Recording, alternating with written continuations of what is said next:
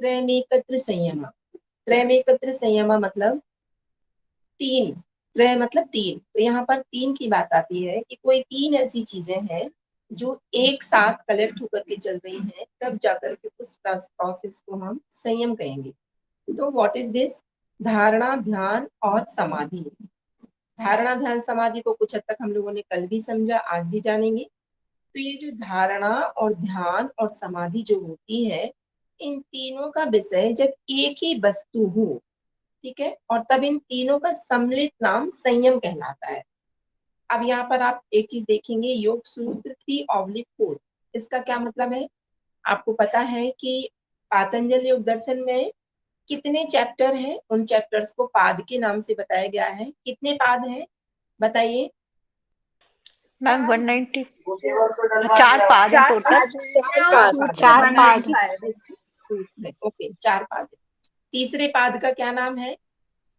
विभूति पाद। विभूति पाद, ठीक है।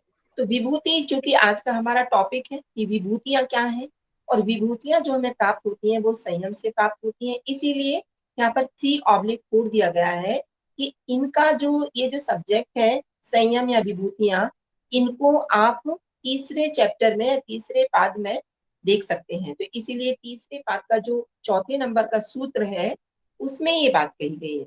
तो क्या कही गई है कि धारणा, ध्यान और समाधि, इन तीनों का विषय जब एक ही होता है, तब उसको हम संयम कहते हैं।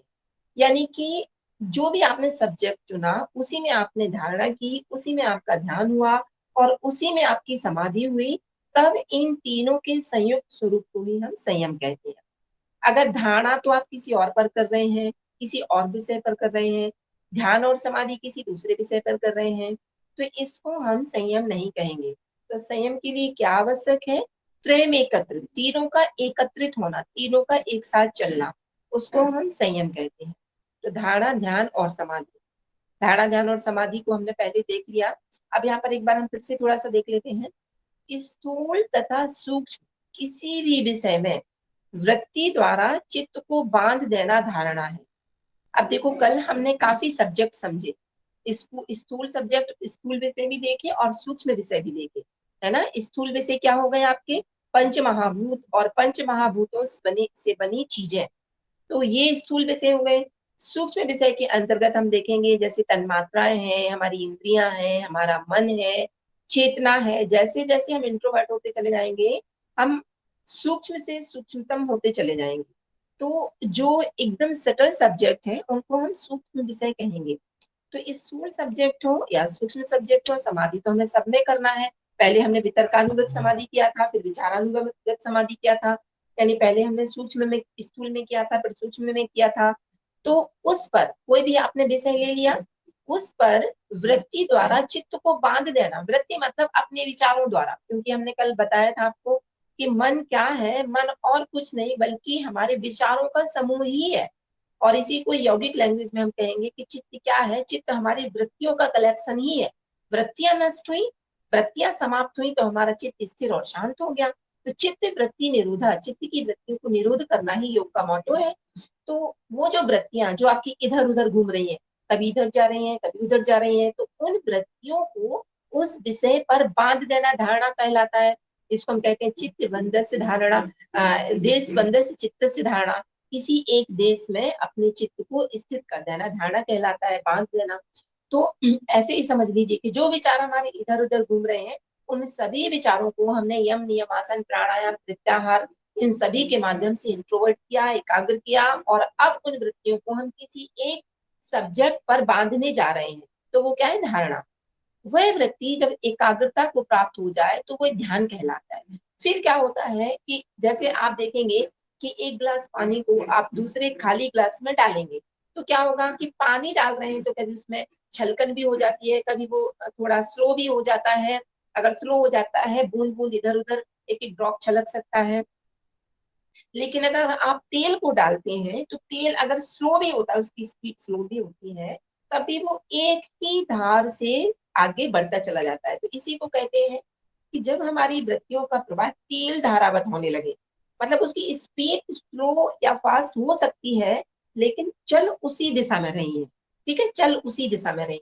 तो उसी दिशा में जब हमारा मन एकाग्र होकर के चलने लगे, उसी दिशा में जाने लगे, हमारे आस पड़ोस में क्या हो रहा है, लोग क्या बोल रहे हैं, कौन क्या कह रहा है, हमें इसका कुछ समझ में नहीं आता है, क्योंकि हमें समझ में तो तब आता है ना जब हमारी इंद्रियां बहिर्मुखी होती हैं, बाहर की आवाज हमारे अंदर आती है, हमारी सारी की सारी इंद्रियां अपनी वृत्तियों के साथ एक जगह पर एकाग्र हो रही है, तो बाहर की कोई चीज हमें समझ में नहीं आ रही है, तब उस स्थिति को हम ध्यान कहते हैं।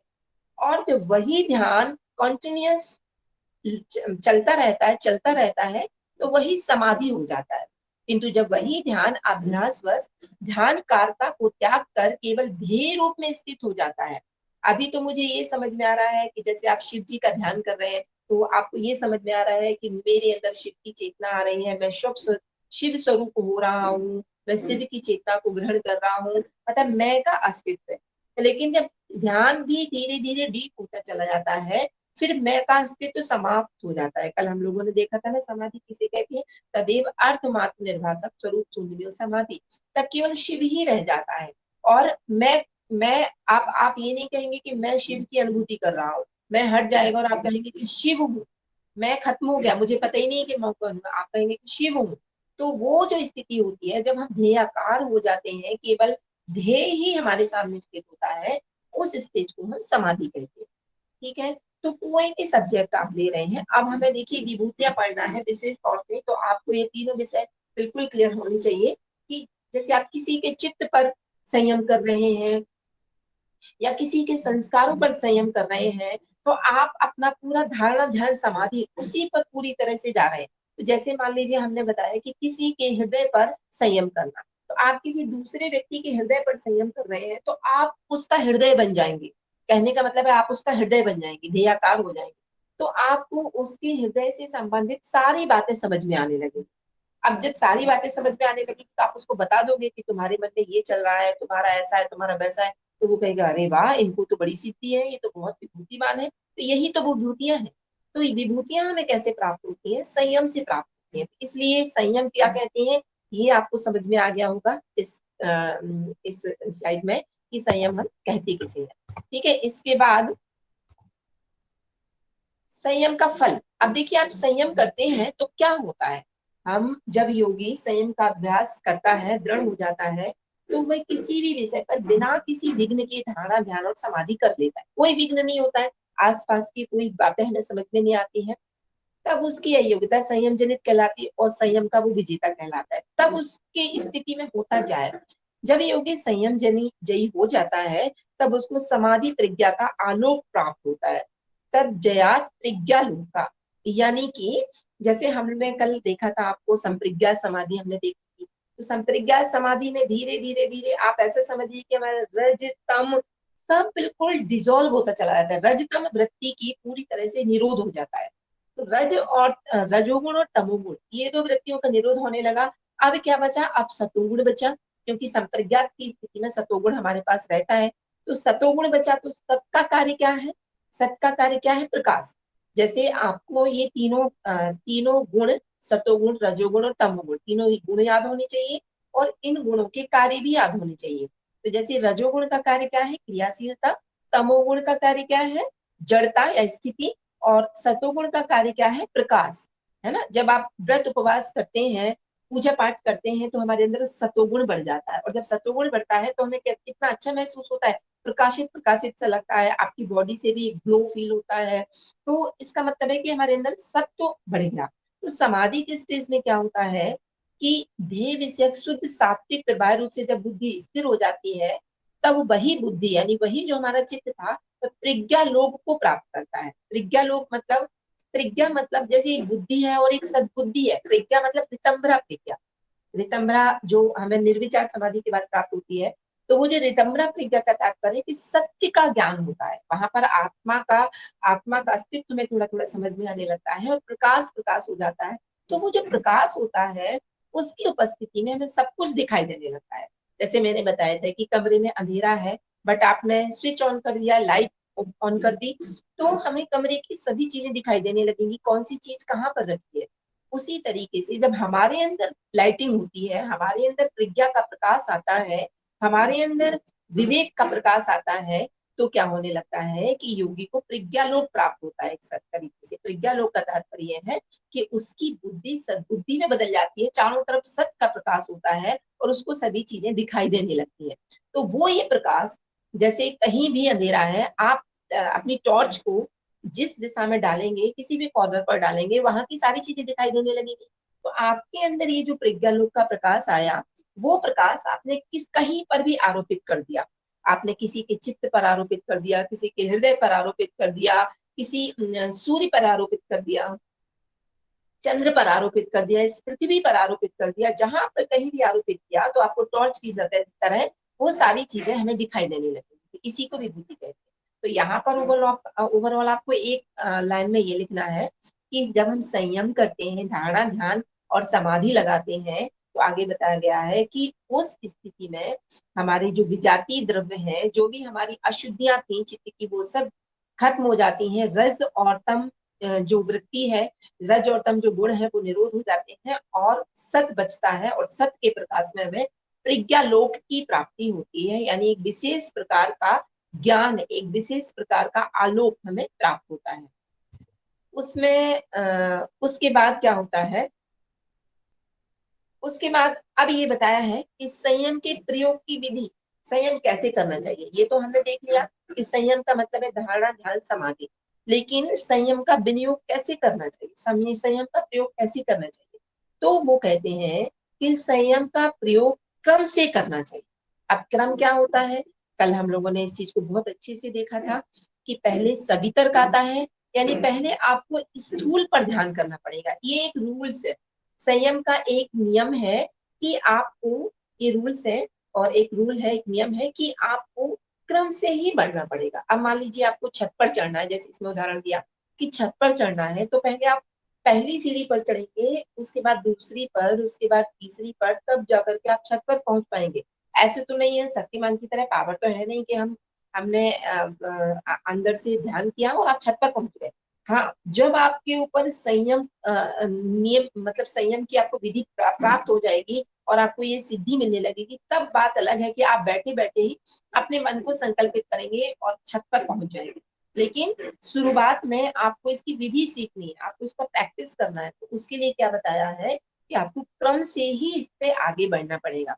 तो क्रम क्या है, क्या पहले सवितर्क समाधि, सवितर्क में क्या बताया था मैंने, सवितर्क समाधि में क्या करना है, किस पर ध्यान करना है, किस पर धारणा करनी है,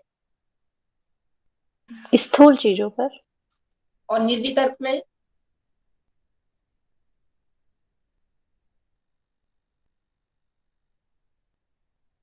सवितर्क और निवितर्क, वितर्कानुगत समाधि का पाठ था। तो यहाँ पर वितर्कानुगत और विचारानुगत हम ऐसे समझ सकते हैं, है ना।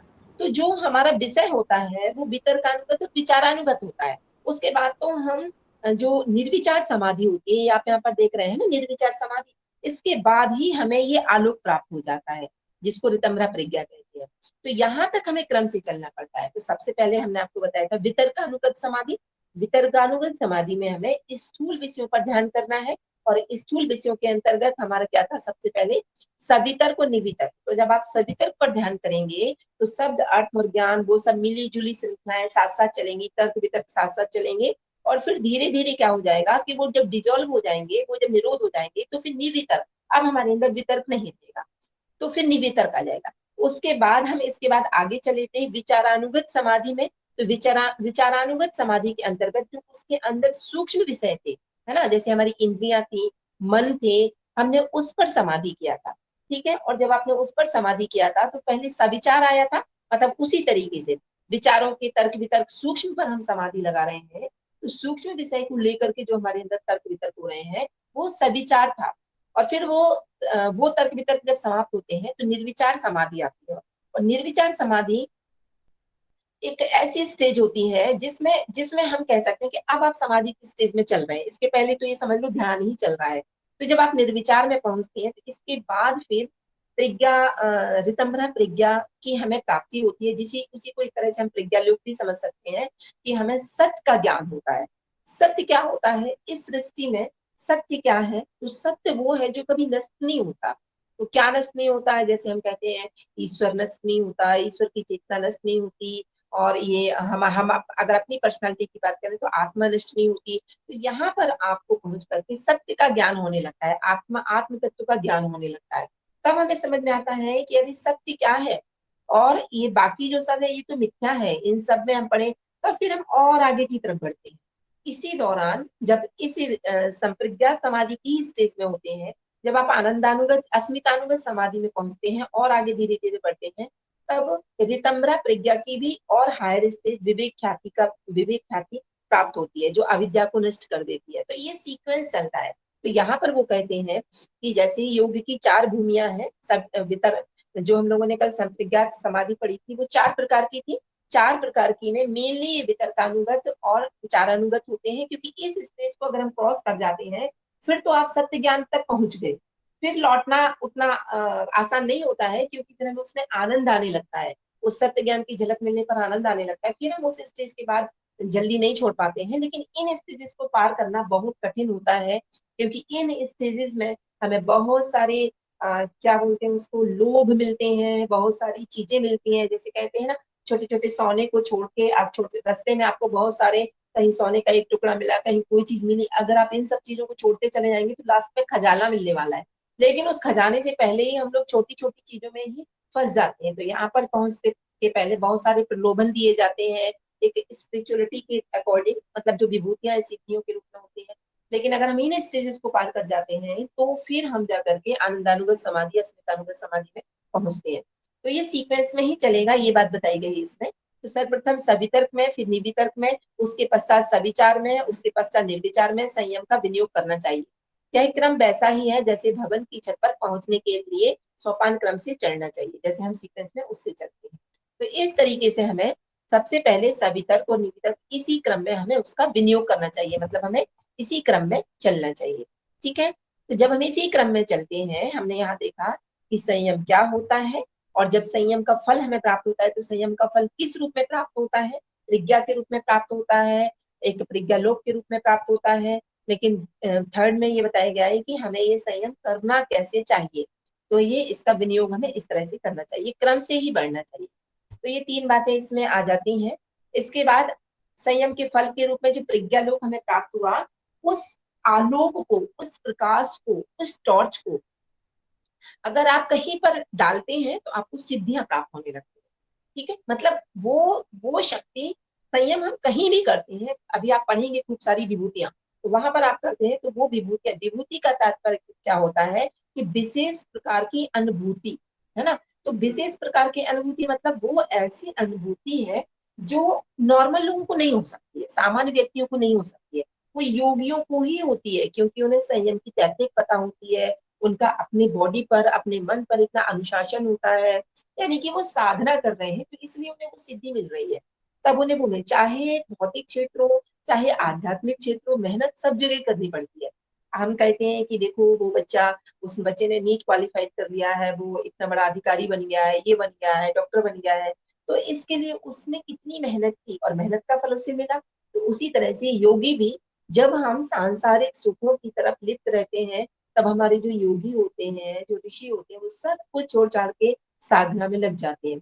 और साधना जब करते हैं तो स्वाभाविक रूप से उन्हें भी उसका फल मिलेगा, तो उसके फल के रूप में ये चीजें उनको प्राप्त होती है। तो ये विभूतियां, विशेष प्रकार की अनुभूति उन्हीं को मिलती है, हम लोगों को नहीं मिलती है। जिसने इतना बड़ा एग्जाम क्रॉस किया, ये उसको कितनी खुशी हो रही है, उसकी सबसे बड़ी अनुभूति वही कर सकता है। हम लोग तो सिर्फ देख सकते हैं कि अरे ये वहां पहुंच गया, इसने कैसे किया। तो ये अनुभूति सिर्फ योगियों को मिलती है। तो विभूति क्या है, इसके रूप में कहते हैं दिव्य तथा असाधारण शक्ति की विभूति। असाधारण शक्ति को विभूति कहते हैं, मतलब एक विशेष प्रकार की अनुभूति को हम विभूति कहते हैं। योग साधना करते हुए जो जो साधक योग की प्रथम भूमि पर आरूढ़ होता है, त्यों त्यों उसके चित्त में दिव्य शक्तियों का आविर्भाव प्रारंभ हो जाता है। मतलब वितर्कानुगत से शुरू किया उसने और निर्विचार तक पहुंचा, सवितर्क से शुरू किया, निर्विचार तक पहुंचा, इस दौरान तो उसको बहुत सारी सिद्धियां प्राप्त होने लगती है। इन्हें लोक में सिद्धियां भी कहा जाता है, किंतु व्युत्थान काल में ही इन्हें सिद्धियां कहा जाता है। समाधि काल में इन्हें सिद्धि नहीं कहा जाता। समाधि में तो इनको विघ्न ही समझना चाहिए। इसीलिए सूत्रकार ने सावधान किया है कि विभूतियों में साधक की रुचि नहीं होनी चाहिए। वो कहते हैं, आगे महर्षि पतंजलि कहते हैं कि जो मैंने आपको बताया कि आपको रास्ते में बहुत सारे प्रलोभन मिले, तो उन प्रलोभन में अगर हम फंस गए तो हम खजाने तक नहीं पहुंच पाएंगे। और हमारे योग का उद्देश्य क्या है? हमारे हमें जो खजाना पाना है उसका उद्देश्य क्या है? आत्म साक्षात्कार। योगी की खोज हमेशा आत्म साक्षात्कार की तरफ ही होती है, और आत्मा यानी उस पुरुष तत्व की तरफ ही हमें बढ़ना है। लेकिन उसको उस तक पहुंचने से पहले उसको ये सारी चीजें दी जाती है। तो यहाँ पर वो कहते हैं कि ते समाधा उपसर्गा व्युत्थाने सिद्ध्या। वे कहते हैं कि समाधि काल में तो ये उपसर्ग, उपसर्ग मतलब यहाँ पर है विघ्न, समाधि काल में तो ये विघ्न है, लेकिन व्युत्थान काल में ये सिद्धियां होती है। देखो ये क्या होता है, व्युत्थान का मतलब है कि जब हम ऊपर की तरफ बढ़ रहे हैं, है ना, ऊपर की तरफ बढ़ रहे हैं, और हमारा उद्देश्य क्या है? निरोध। निरोध के संस्कार हमारे अंदर, मतलब हमें हमें क्या करना है? चित्त की वृत्तियों का निरोध करना है। तो हम निरोध की तरफ बढ़ रहे हैं, लेकिन जब हम बढ़ रहे हैं व्युत्थान काल में, जब हम ऊपर उठ रहे हैं धीरे धीरे, तो उस दौरान ये हमें सिद्धियां प्राप्त हो रही हैं। तो हम ऐसा कह सकते हैं कि व्युत्थान काल में तो ये सिद्धियां हैं, जब आप बढ़ रहे हैं, जब आपने कुछ देखा ही नहीं है लेकिन हमें इतना कुछ देखने को मिल रहा है, तो योगी का हृदय एकदम प्रफुल्लित हो जाता है, और वो सोचता है कि अरे मैं तो बहुत बड़ा साधक बन गया। क्योंकि अगर आज की कंडीशन देखी जाए तो चमत्कार को ही नमस्कार कहते हैं, है ना। तो वो जैसे जैसे चमत्कार करता है वैसे वैसे समाज में भी उसे प्रतिष्ठा मिलती है, उसको खुद भी सेटिस्फेक्शन होता है कि अरे मेरा ऐश्वर्य बढ़ रहा है, ये सब हो रहा है। तो जैसे जब वो प्रोग्रेस कर रहा है ऊपर की तरफ, तब तो हम उसको कह सकते हैं कि सिद्धियां हैं। लेकिन वास्तव में समाधि के लिए तो ये विघ्न ही है। क्योंकि समाधि के स्टेज में क्या होना है, मेरी बात को आप ध्यान से सुनेंगे, कि समाधि के स्टेज में निरोध होना है। निरोध में आपका ये जो सत्य का प्रकाश है, सतोगुण के प्रकाश के कारण ये शक्तियां आपके अंदर आ रही हैं। लेकिन हमें तो वहां पर पहुंच के इस गुण का भी निरोध करना है, सतोगुण का भी निरोध करना है। मतलब हमें बुराइयां तो छोड़नी ही है, अच्छाइयां भी छोड़नी है। तब जाकर के हम उस रूप में तदाकार हो जाएंगे। जैसे किसी किसी को पूर्ण रूप से अपनाने के लिए आपको अपनी अपने अस्तित्व को ही खत्म करना है। तो अस्तित्व को खत्म करने का मतलब है कि चाहे वो बुराइयां हो चाहे अच्छाइयां हो, हमें सब कुछ खत्म कर देना है। तो यहाँ पर यही चीज होनी है। तो अगर हम कहें कि हमें समाधि पे पहुंचना है, यानी असंप्रज्ञात समाधि, निर्वीज समाधि, धर्म में समाधि, पर वैराग्य, इन स्टेज पर पहुंचना है, तो ये सब हमारे लिए कुछ है, ये सब हमारे लिए विघ्न है। लेकिन हाँ, ऐसा कह सकते हैं कि जब आप बढ़ रहे हैं, क्योंकि हमें उस चीज का ज्ञान तो है नहीं, तो आप शुरुआत में जब आप अपने आप को एक साधक के रूप में प्रतिष्ठित कर रहे हैं, योगी के रूप में मान रहे हैं, चल रहे हैं ऊपर, तो आपके लिए सिद्धियां हो सकती हैं। उन सिद्धियों का प्रयोग, और ये सिद्धियां क्यों दी जाती हैं? ये सिद्धियां इसलिए दी जाती हैं ताकि आप उस दौरान कुछ अच्छे प्रयोग कर सकें। आपको अपने लिए ही साधना करनी है। मान लीजिए एक योगी को हिमालय पे भी रहना है, और किसी दूसरी जगह भी उसकी आवश्यकता है, तो उसको ये सिद्धि मिल जाएगी कि वो जब चाहे तो हिमालय तक पहुंच जाए, जब चाहे तो इधर आ जाए। तो लेकिन अगर आप उसका दुरुपयोग करेंगे तो फिर वो धीरे धीरे वो खत्म भी होने लगती है, ये हम सभी को पता ही। तो यहाँ पर इसका मतलब है कि सबसे पहले आपने इसमें समझा कि विभूति हम किसे कहते हैं। लेकिन इसके अंत में ऋषि पतंजलि हमें सावधान कर देते हैं कि ये जो विभूतियां हैं ये आपके लिए विघ्न है समाधि काल के लिए। अगर आपको अपने लक्ष्य पर पहुंचना है तो ये आपके लिए विघ्न है। आपको क्या करना है? आपको केवल और केवल अपने लक्ष्य की तरफ ध्यान देना है। जैसे कोई बहुत बड़ी अच्छी कंपटीशन की तैयारी कर रहा है, उसको आईएएस बनना है, लेकिन इस दौरान वो बहुत सारे टेस्ट देता है, बहुत सारे एग्जाम में सफल हो जाता है, और उसको कॉल लेटर आता है और वो ज्वाइन कर सकता है। लेकिन क्योंकि व्युत्थान काल में उसको वो टारगेट की तरफ बढ़ रहा है, इस दौरान उसको उसका उसकी पढ़ाई लिखाई उसका सब कुछ एकदम प्यूरिफाइड हो रहा है ना, तो वो कुछ भी ले सकता है। लेकिन यहाँ पर क्या करना है कि अगर वो उन चीजों में फंस गया, तो फिर वो कैसे अपने उस लक्ष्य को प्राप्त करेगा? तो बिल्कुल वैसी ही बात यहाँ पर कही गई है कि ये सब हमारे लिए एक तरीके से प्रलोभन बताए गए हैं, तो इन पर हमें ध्यान नहीं देना है। हमें इनसे आगे मिलना है। ये उदाहरण के रूप में वही सारी बातें बताई गई हैं कि जैसे आपको कहीं धन मिल गया, आपने कभी देखा नहीं, तो आप उसी में फंस जाएंगे, जबकि हमें तो बहुत ज्यादा धन की इच्छा है। तो इस तरीके से उदाहरण के माध्यम से इसमें ये बताई गई कि हमारा जो उद्देश्य है वो आत्म साक्षात्कार है, और आत्म साक्षात्कार हमें असंप्रज्ञा समाधि की स्टेज में ही मिलेगा। ठीक है। विभूतियां तो योग मार्ग में कंकड़ पत्थर की तरह कदम कदम पर बिखरी रहती है, ये सब हमें मिलती हैं, लेकिन हमें इन सब में फंसना नहीं है, क्योंकि हमारा उद्देश्य आत्म साक्षात्कार है, तो हमें उसी तरफ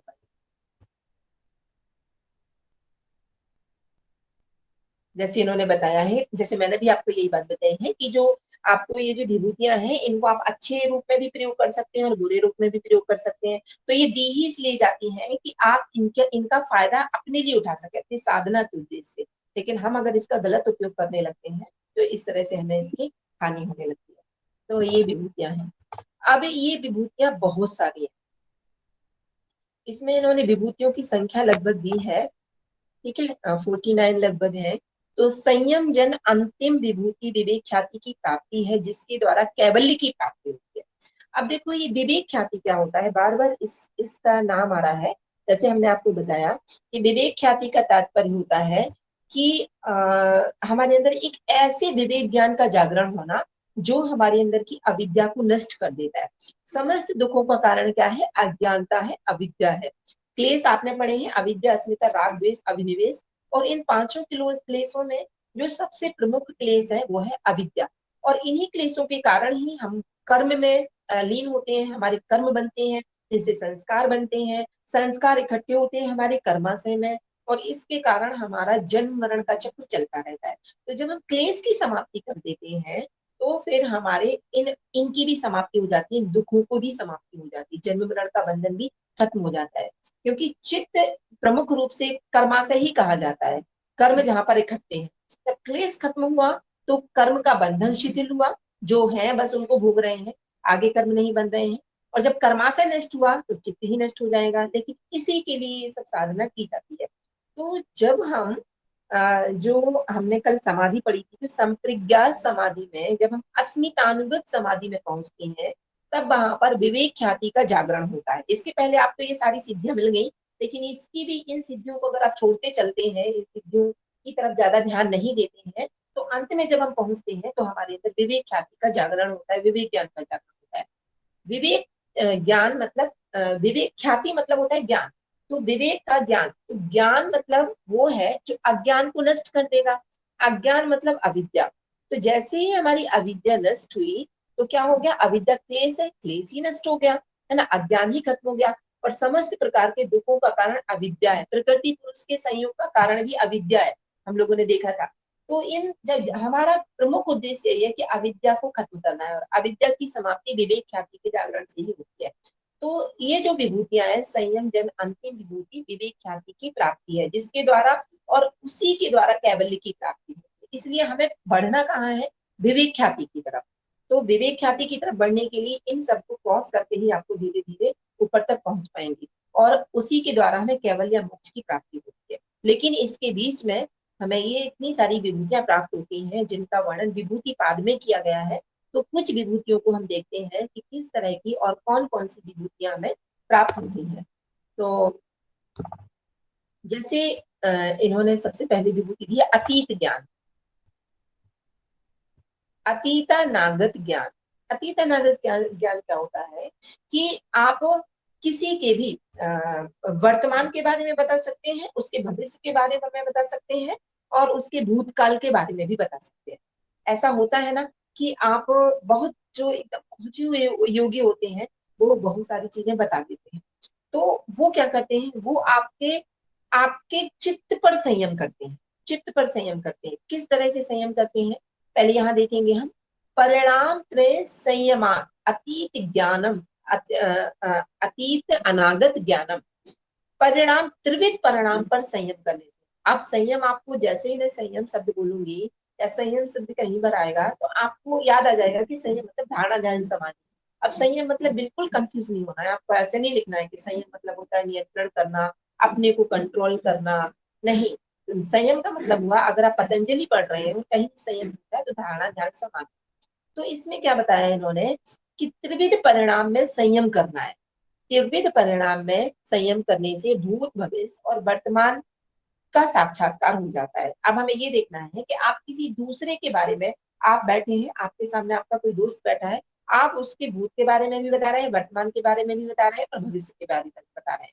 कैसे बता रहे हैं, इसको हम इस तरह से समझेंगे कि यहाँ पर आप देखिए कि जैसे किसी भी चीज की अवस्था होती है, तीन ही अवस्थाएं घटती हैं, चाहे वो लिविंग चीज हो और चाहे नॉन लिविंग चीज हो। तो सबकी तीन ही अवस्थाएं घटती हैं। एक तो इसमें बताया गया धर्म परिणाम, एक अवस्था परिणाम, और एक लक्षण परिणाम, तीन चीजें होती है। आप ऐसे समझिए, जैसे इसमें उदाहरण दिया गया है घट का। जैसे एक घड़ा है, आपके सामने एक घड़ा रखा है, ठीक है। अब आप उस घड़े को अभी देख रहे हैं, उस घड़े के बारे में विचार कीजिए। तो आप उस घड़े को अभी देख रहे हैं और अभी उस घड़े को देख रहे हैं, तो ये क्या कहलाएगा, ये इसका लक्षण परिणाम कहलाएगा।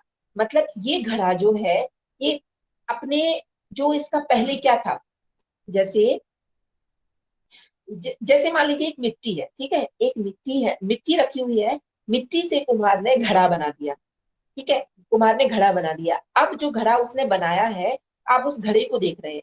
अब आप क्या सोच रहे हैं कि अभी कल तक देखो ये जो घड़ा आज बना हुआ है, ये क्या था, ये मिट्टी था, और आज ये घड़ा बन गया। और कुछ समय बाद क्या होगा, वो घड़ा फूट जाएगा, उसकी उम्र धीरे धीरे ढलती चली जाएगी, वो फूट जाएगा। और जब वो फूट जाएगा तो फिर वो मिट्टी में मिल जाएगा। फिर उसके मिट्टी में मिलने के बाद फिर क्या होगा, उससे हो सकता है अब वो कुम्हार उस मिट्टी से घड़ा ना बना करके क्या बना देगा, कोई मूर्ति बना देगा, ठीक है। तो ऐसे ही इसमें ये बताया गया है कि जैसे पृथ्वी आदि महाभूत है, जैसे मिट्टी है, तो मिट्टी में जो मिट्टी के अंदर जो जो बनने के उसमें क्वालिटीज है, उसको हम धर्म परिणाम कहेंगे। जैसे इस मिट्टी से क्या बन सकता है, इस मिट्टी से आप एक मूर्ति भी बना सकते हैं, इस मिट्टी से एक घड़ा भी बना सकते हैं, इस मिट्टी से कोई पॉट भी बना सकते हैं, है ना। तो इस मिट्टी में ये गुण है, इससे कुछ भी बनाया जा सकता है।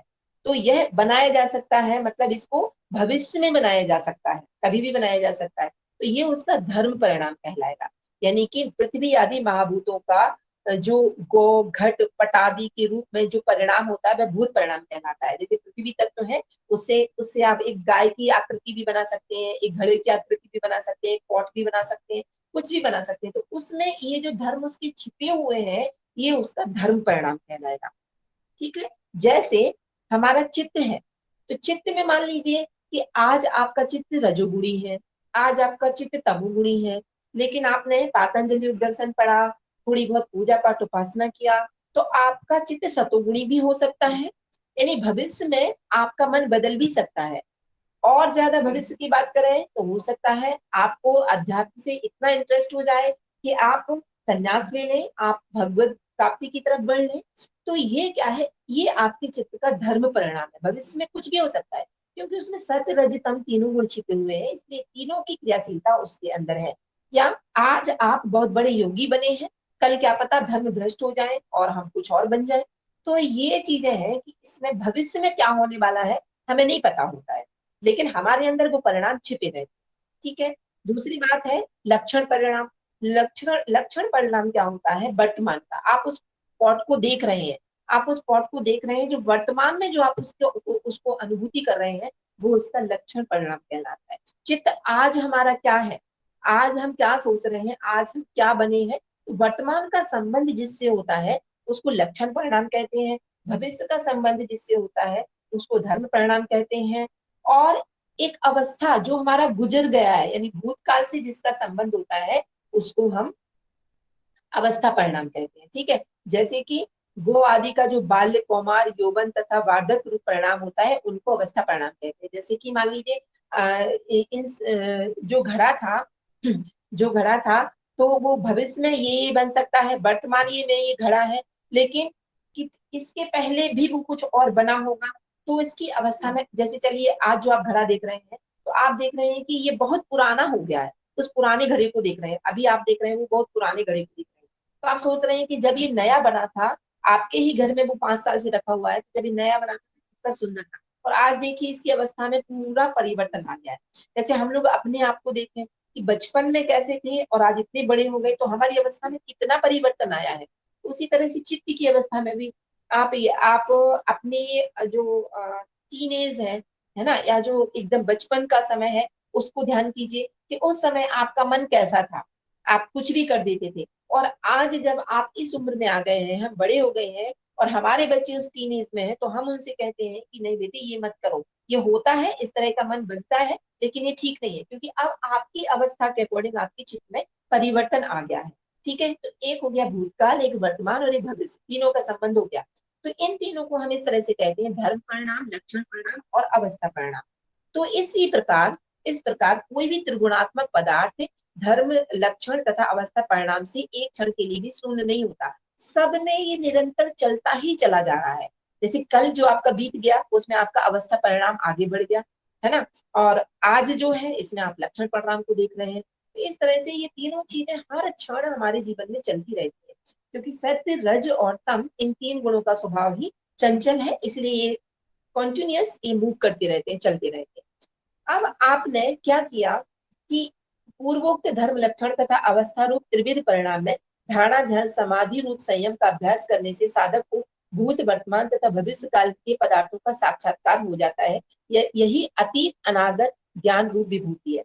अब हमने यहाँ पर क्या बताया था कि आप किसी के भी अतीत के, भूत के बारे में, भविष्य के बारे में, वर्तमान के बारे में जान गए, उसके चित्त पर हमने संयम किया, है ना, उसके मन पर आपने संयम किया। और जब आपने संयम किया तो आपने देख लिया कि इसका जो मन है, इसकी जो इंद्रियां है, इसका जो चित्त है आज क्या है। हमने लक्षण परिणाम पर संयम किया तो आप अभी की बात बता सकते हैं, है ना, और उसके धर्म परिणाम पर संयम किया तो आप आगे की बात बता सकते हैं कि देखो तुम्हारे मन में ऐसा ऐसा हो सकता है, अब आगे तुम्हारे जीवन में ये घटित हो सकता है, ऐसा चल सकता है।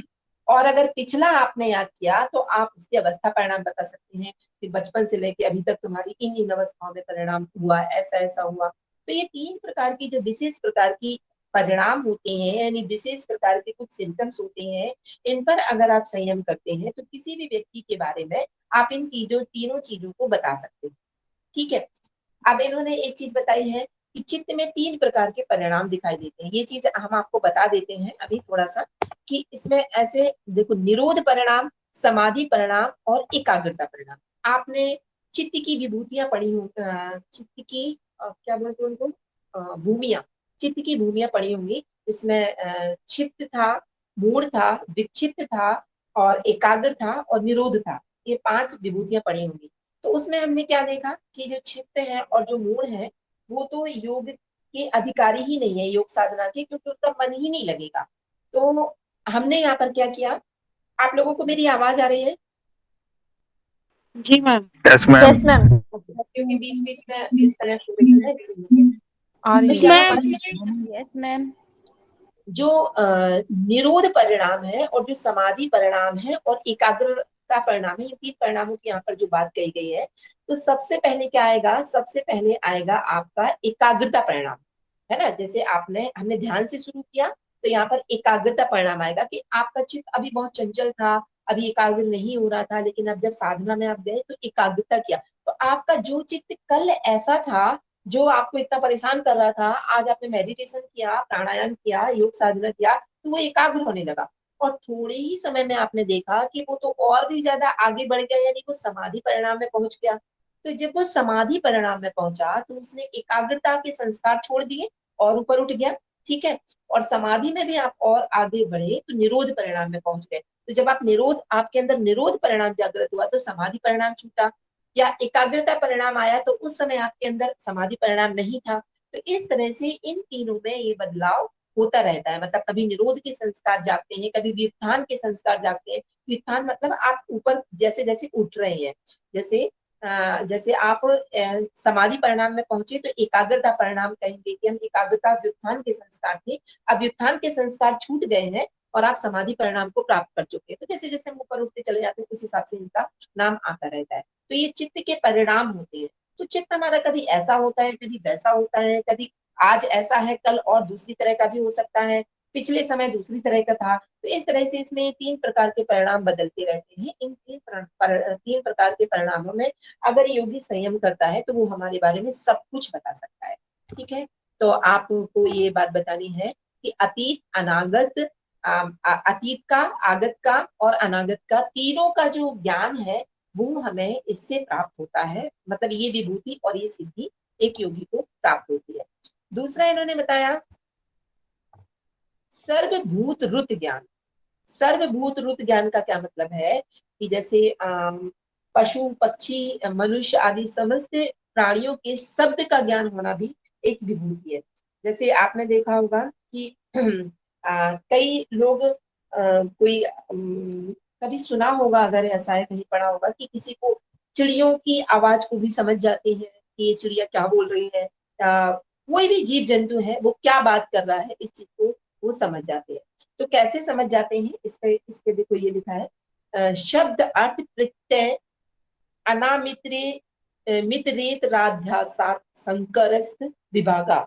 इसका मतलब ये है कि शब्द अर्थ प्रत्यय यानी कि शब्द अर्थ और ज्ञान, शब्द अर्थ और ज्ञान, जैसे हमने आपको कल बताया था कि कोई भी सेंटेंस होता है, कोई भी बात होती है, उसमें तीन चीजें होती है, शब्द होता है, अर्थ होता है और ज्ञान होता है। जैसे मैं कोई भी शब्द बोलूं, जैसे गाय बोला, तो गाय एक शब्द है जो कंठ से निकल रहा है, इसका अर्थ से कोई मतलब नहीं है गाय। और लेकिन जब हमने गाय शब्द बोला तो आपकी आपकी वृत्ति में, आपके मस्तिष्क में एक विचार आया कि गाय कौन सी है, जो गौशाला में बंधी है। तो गौशाला में जो बंधी है, मतलब अगर हमने गाय बोला तो आप गाय को ही इमेजिन करेंगे, घोड़े को या किसी दूसरे प्राणी को, जंतु को, जीव जंतु को इमेजिन नहीं करेंगे। ठीक है, क्योंकि आपके दिमाग में, आपके बिलीफ सिस्टम में पहले से फिट है कि हाँ गाय का मतलब ये हुआ, तो वो अर्थ आपके अंदर फिट है। तो एक हुआ शब्द, एक हुआ अर्थ और एक हुआ ज्ञान। अब शब्द केवल कंठ से उच्चारित हो रहा है, ज्ञान आपके मस्तिष्क या वृत्ति में हो रहा है, और अर्थ क्या है कि अर्थ वो जो गौशाला में घूम रही है गाय वो है। तो ये तीनों चीजें अलग अलग है, जो शब्द हम बोल रहे हैं ये तीनों चीजें एकदम अलग अलग है। और अलग अलग होने के कारण हमें सिर्फ वही चीज समझ में आती है जो हमारे अंदर, जिसके अर्थ हमारे अंदर पहले से भरे पड़े हैं या पहले हमने कभी सुने हैं। जैसे अगर कोई दूसरी लैंग्वेज बोली जाए तो आपको समझ में नहीं आएगा। क्यों नहीं आएगा? क्योंकि आपका उस लैंग्वेज से कभी साक्षात्कार नहीं हुआ है, कभी आपने उनके शब्द अर्थ और ज्ञान को, उसके शब्दों को अर्थ आपको पता नहीं है, शब्द फिर भी समझ में आ जाएंगे लेकिन अर्थ उसका समझ में नहीं आएगा। ठीक है, ना ही उसके बारे में आप ज्ञान दे पाएंगे। तो ये तीन चीजें होती है, शब्द अर्थ ज्ञान। तो इसमें बताया गया कि शब्द अर्थ और ज्ञान, इन तीनों का इतरेतराध्यासात, मतलब जो एक दूसरे का अध्यास हो जाने के कारण, संक्रह मिश्रण हो रहा है, एक दूसरे में मिक्स हो जाने के कारण इनका मिश्रण हो रहा है। तो अगर हम तत्र विभागा संयमात, अगर हम उनके विभाग पर संयम कर लेते हैं, मतलब उनके अलग अलग भाग पर संयम कर लेते हैं, तो सर्वभूत रुत ज्ञानम, संपूर्ण प्राणियों की वाणी का ज्ञान हो जाता है। जैसे चिड़िया बोल रही है, तो चिड़िया जो बोल रही है वो शब्द आपको भले ही समझ में नहीं आ रहा, लेकिन उसका अर्थ पर भी अगर आपका संयम है तो अर्थ से आप लगा सकते हैं कि ये क्या बोल रही है। ठीक है, तो शब्द अर्थ ज्ञान तीनों के अलग अलग विभाग पर अगर हम संयम कर लेते हैं तो हमें सभी जो पशु पक्षी मनुष्य सब की प्राणियों के शब्दों का ज्ञान हमें प्राप्त होने लगता है। ठीक है, तो ये यहाँ पर बताइए कि आपके अंदर की एक ये भी सिद्धि है कि सभी प्रकार के जीव जंतुओं की वाणी को आप समझ सकते हैं। तो कैसे समझ सकते हैं कि वाणी पर शब्द अर्थ और ज्ञान तीन चीजों का संयुक्त अवस्था होती है, संयुक्त रूप होते हैं। अगर अलग अलग करके सेपरेट वे में हम इन सभी को समझ लें तो फिर हमें इनका ज्ञान हो सकता है। तो ये सर्वभूत रुत ज्ञान, सभी की वाणी का ज्ञान आप कैसे लगा सकते हैं, ये इस चीज में बताया गया है। आगे वो कहते हैं कि पूर्व जाति ज्ञान, पूर्व जाति ज्ञान मतलब पूर्व जन्म का ज्ञान। तो पूर्व जन्म का क्या, कैसे ज्ञान कैसे होता है? संस्कार साक्षात्कारणात् पूर्व जाति ज्ञानम, कि किसी के भी संस्कारों का अगर आप साक्षात्कार कर लेते हैं तो पूर्व जाति का ज्ञान हो जाता है।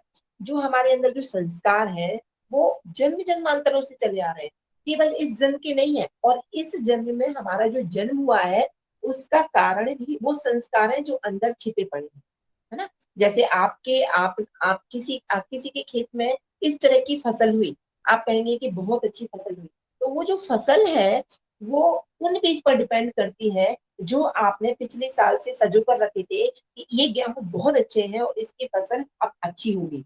तो वो जो आपने कलेक्ट करके रखे थे उनकी फसल आज दिखाई दे रही है।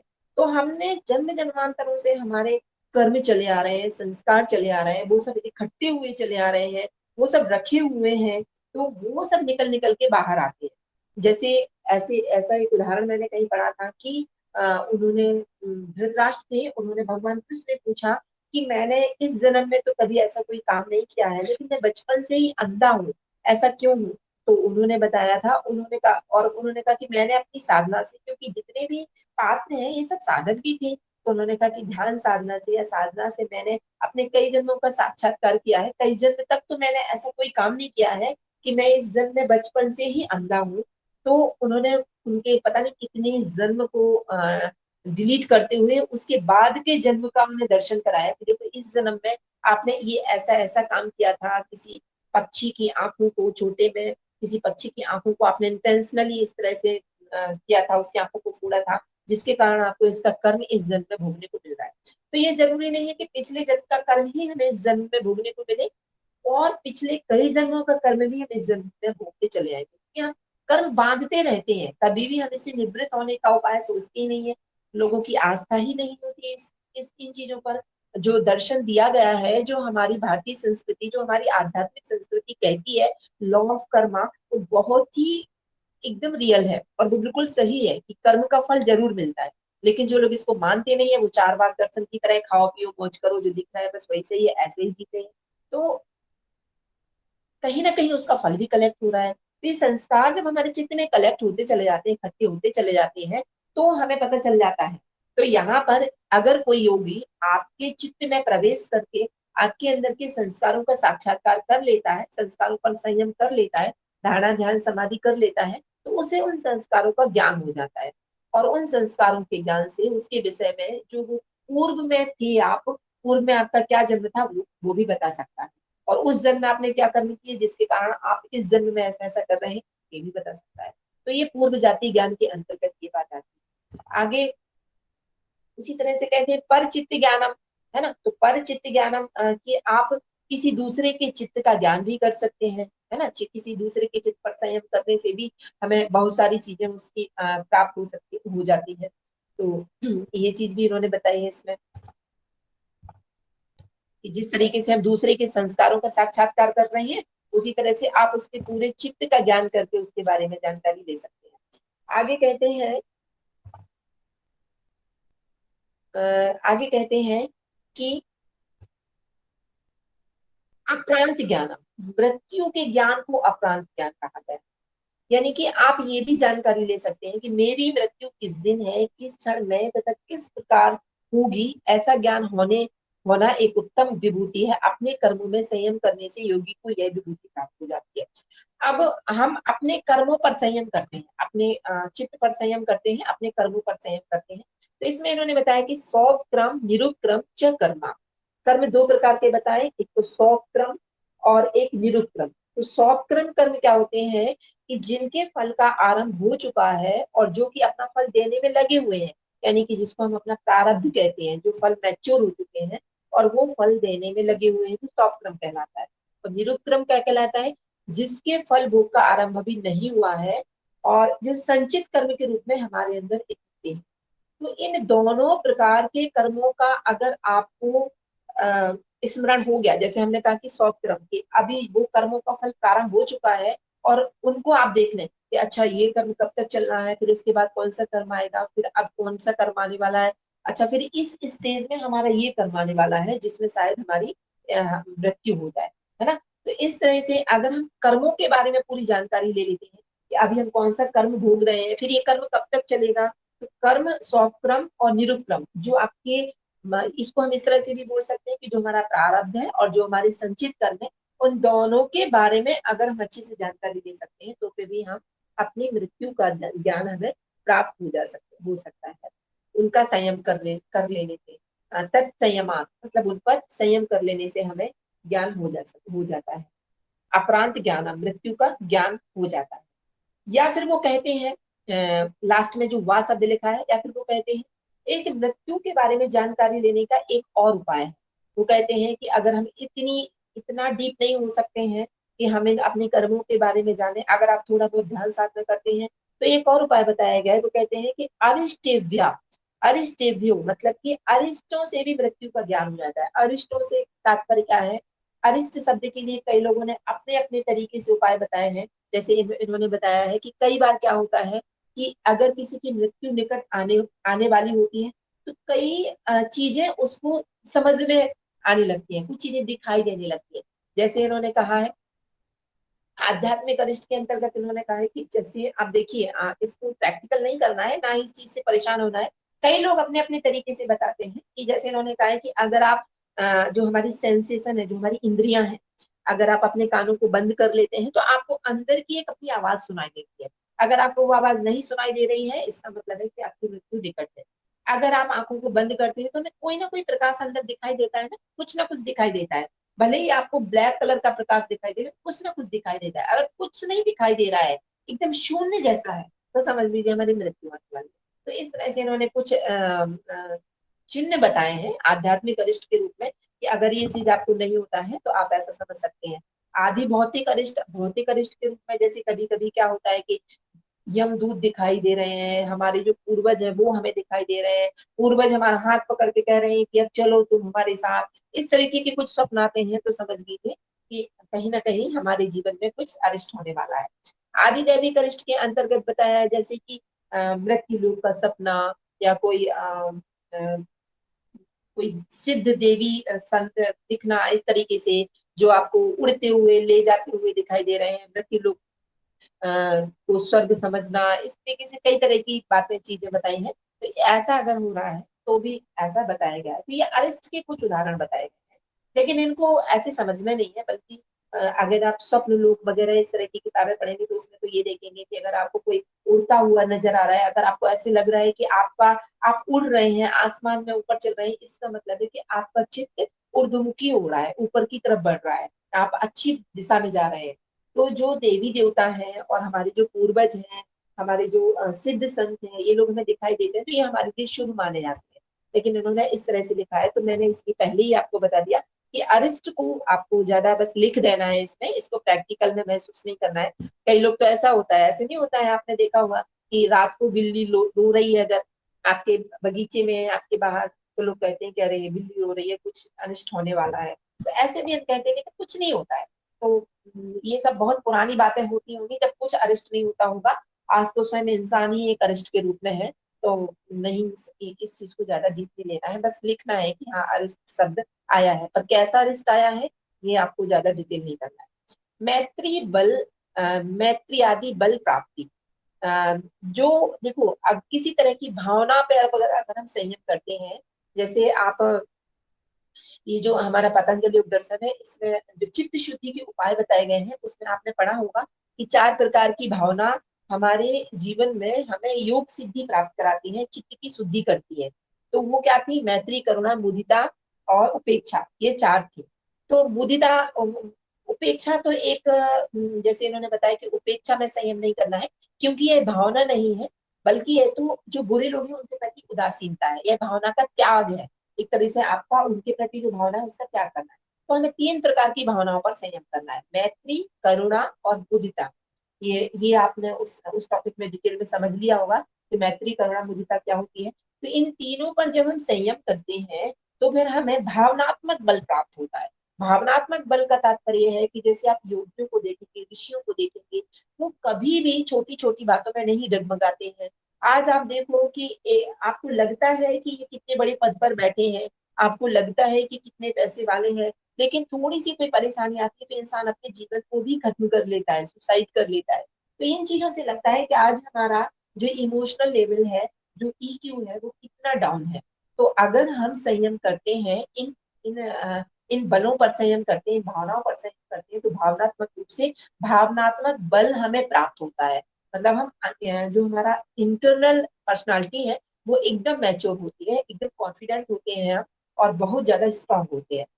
और शारीरिक बल भी प्राप्त होता है, शरीर से भी आप बलवान बन सकते हैं। तो इसके लिए क्या करना है? इसके लिए वो कहते हैं हस्त्यादि बल प्राप्ति, मतलब कि जो हाथी वगैरह, जैसे कि हाथी है, गरुड़ है, वायु है, सिंह है, इनके बल पर अगर आप संयम करते हैं तो हमें इनके जैसी शक्ति, इनके जैसा बल भी प्राप्त हो सकता है। ठीक है, तो बलेसु हस्त बलादि, कि इन हाथी आदि के बल पर संयम करने से हमें इनके जैसी शक्ति प्राप्त होती है। आगे कहते हैं, आगे कहते हैं कि जो विपृष्ट ज्ञानम, सूक्ष्म व्यतीत विपृष्ट ज्ञानम। अब देखो ये क्या है? 3 प्रकार की चीजें होती हैं, एक तरह से अगर देखा जाए तो 3 प्रकार की वस्तुओं को हम प्रत्यक्ष साधारण इंद्रियों से नहीं देख सकते हैं। प्रत्यक्षता के बिना नहीं देख सकते हैं। जैसे कि सूक्ष्म, कोई चीज बहुत सूक्ष्म होती है तो आप देखते हैं ना कि माइक्रोस्कोप से देखा जाता है उसको, बहुत सारी चीजों को हम कहते हैं कि इसको माइक्रोस्कोप से ही देखा जा सकता है। व्यवहित, व्यवहित मतलब होता है कि जो ढकी हुई है ना। व्यवहित मतलब का मतलब होता है जो व्यवधान युक्त है, मतलब जिसमें कोई व्यवधान है। जैसे मान लीजिए कि इस जमीन के नीचे कोई चीज है तो हम नहीं देख सकते, क्योंकि पृथ्वी तत्व जो पृथ्वी है उसने उसको ढक रखा है। इसको तो छोड़ो, घर की किसी चीज को नहीं देख सकते हैं। आपने किसी बॉक्स में, किसी कंटेनर में कोई चीज रख दी है, ढक कर रखी है, और किसी दूसरे व्यक्ति से पूछो कि इसमें क्या रखा है, तो वो बता पाएगा? बिल्कुल नहीं बता पाएगा, क्योंकि वो ढकी हुई है। तो जो चीजें ढकी हुई है उनको हम नहीं देख सकते, सूक्ष्म चीजों को भी हम नहीं देख सकते। और जो विकृष्ट है, विकृष्ट मतलब जो दूर देश में है, जो बहुत दूर स्थान पर है, जैसे आप यहाँ पर बैठे हैं और अमेरिका में कोई चीज है, या आप यहाँ पर बैठे हैं दूसरे पड़ोस के घर में ही समझ लो, दूर देश की तो बात छोड़ो, तो वहां तक भी हम इन चीजों को नहीं देख सकते। तो इन्होंने यही बताया है कि ये जो चीजें होती हैं इन चीजों को हम नहीं देख सकते। लेकिन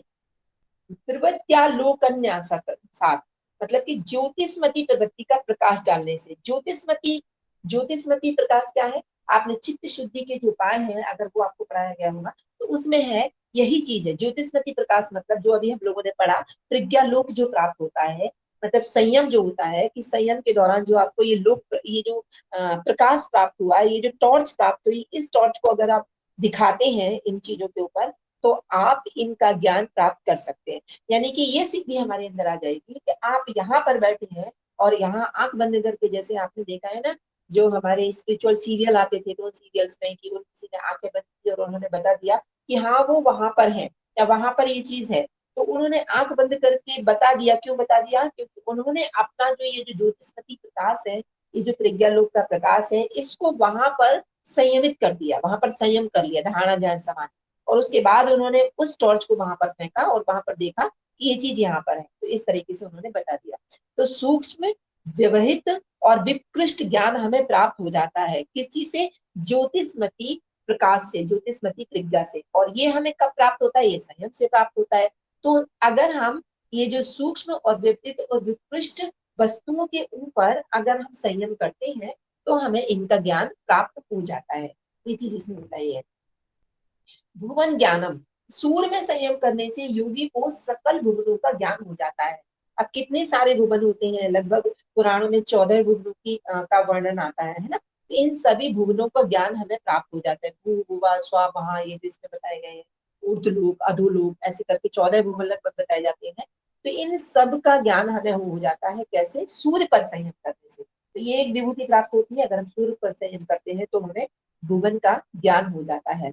अगर तारा व्यू ज्ञानम, चंद्रमा में संयम करने से सभी प्रकार के तारों की स्थिति विशेष का ज्ञान हो जाता है, कि ये तारा कहाँ पर है, ये किस स्थान पर टिका है, इसका क्या कार्य है। ये सारी चीजों को हमें, अगर हम तारा पर संयम करते हैं तो हमें चंद्र पर संयम संयम करते हैं, चंद्रमा पर संयम करते हैं, तो हमें ताराओं के व्यू का ज्ञान, स्टार्स है उनके व्यू का ज्ञान हो जाता है।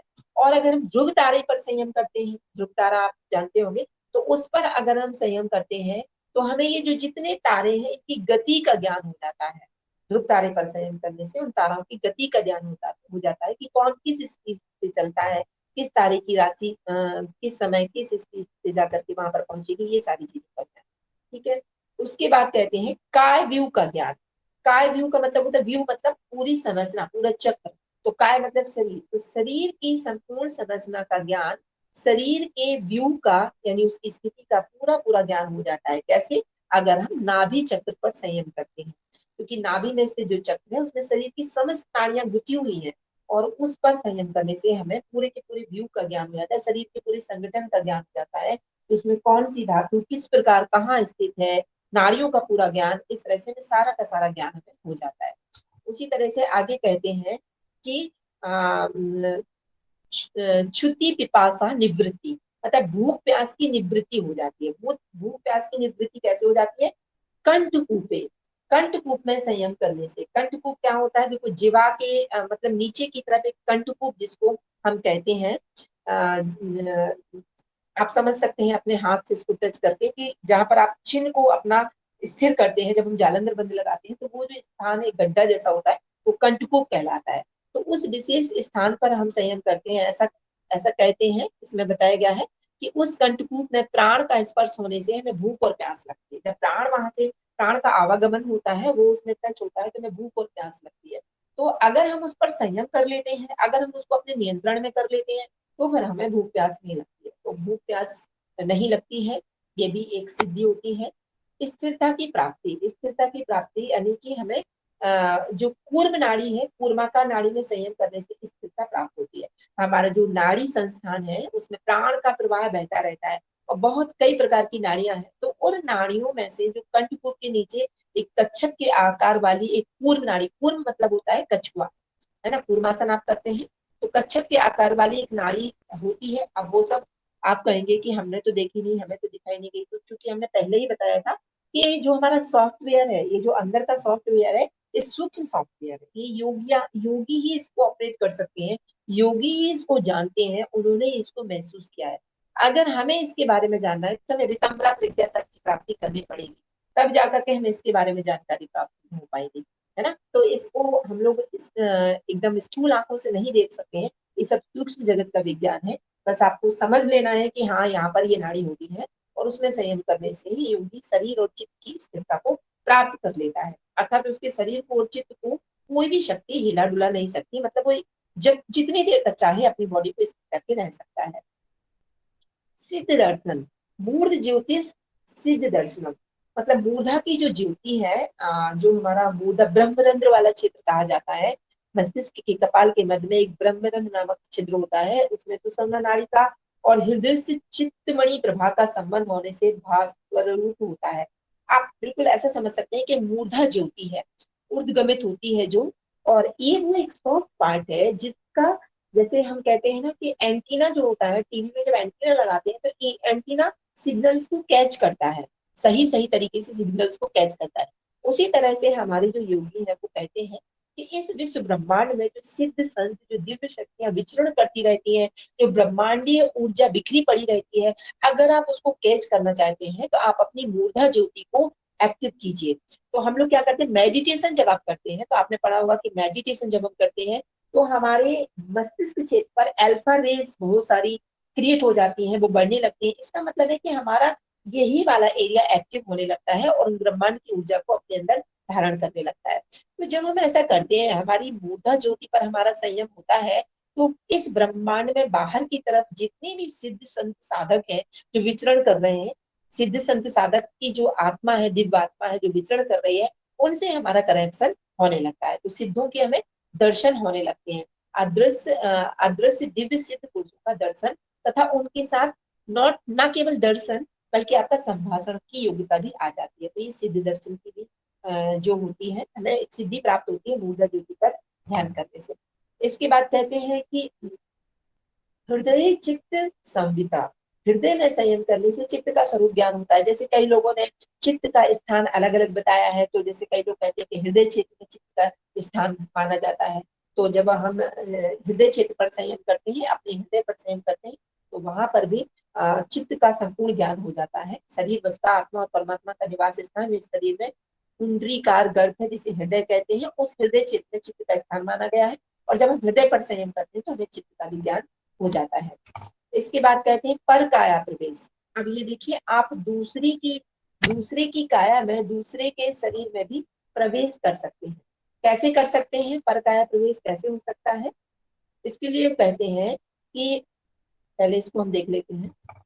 कहते हैं कि बंध कारण शैथिल्यात प्रचार संवेदनाच चित्तस्य पर शरीरा प्रवेशा, मतलब कि बंध कारण शैथिल्यात, बंधन के कारण की शिथिलता से, बंधन के कारण की शिथिलता से, और प्रचार संवेदना, प्रचार प्रचार मतलब कि चलना, एक मूवमेंट के लिए बोला गया है।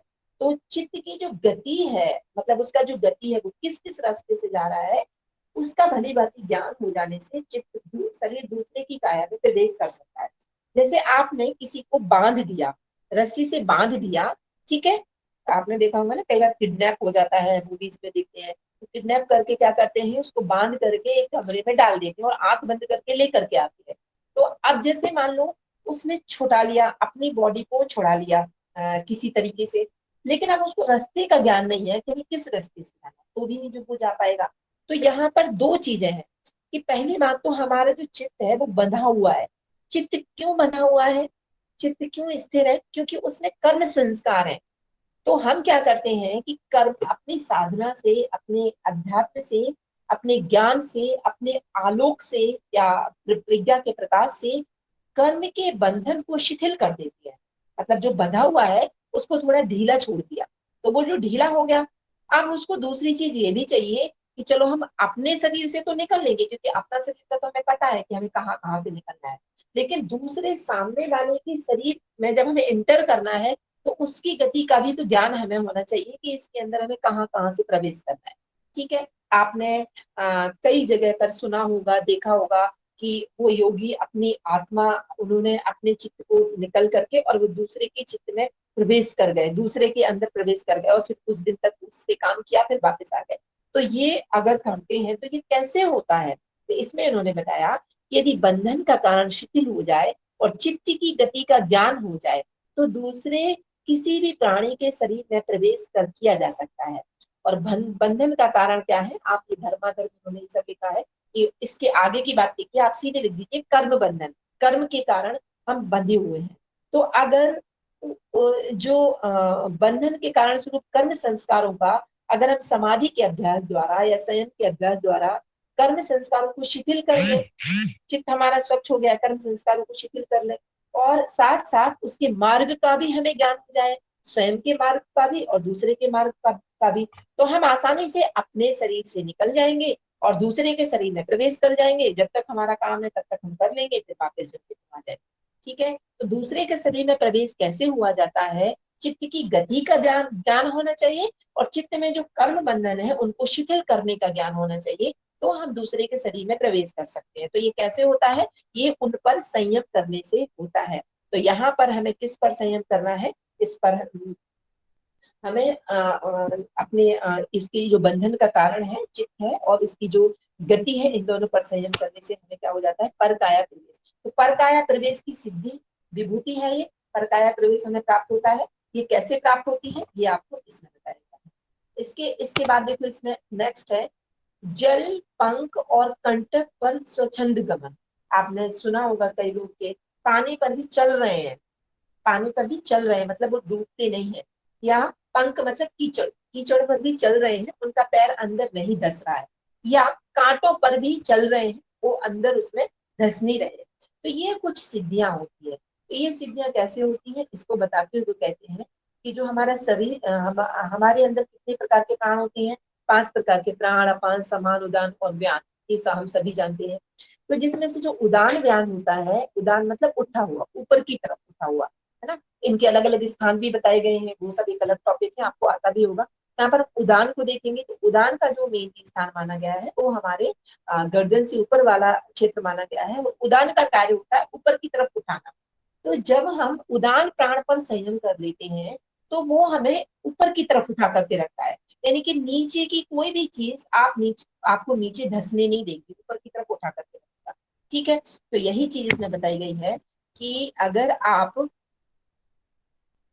उदान जया जल पंक कंठ कादिश्व संग उत्क्रांशित, यानी कि उदान वायु को जीत लेने से, उदान जया, उदान वायु को जीत लेने से, जल कंटक मतलब जल पंख मतलब कीचड़ और कंटक मतलब कांटे, तो जल कीचड़ और कांटों से उसके शरीर का संयोग नहीं होता और ऊर्ध्व गति होती है, आप ऊपर की तरफ उठे रहते हैं।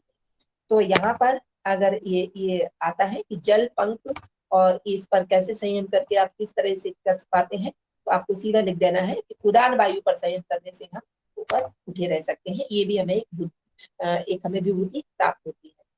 उसी तरह से ज्वलन सिद्धि मतलब कि शरीर का तेजस्वी हो जाना। तो इसमें हमने देखा कि जो समान वायु होती है हमारी, जो समान वायु होती है उस वो कहा नाभि क्षेत्र में होती है और वो अग्नि तत्व प्रधान होती है। तो उस पर जब हम संयम करते हैं तो हमारा शरीर कैसा हो जाता है, दीप्तिमान हो जाता है। योगी का शरीर आपने देखा है, जाना है कि किस तरीके से उसका शरीर दीप्तिमान रहता है। तो समान वायु पर विजय प्राप्त करने से ज्वलन सिद्धि प्राप्त हो जाती है।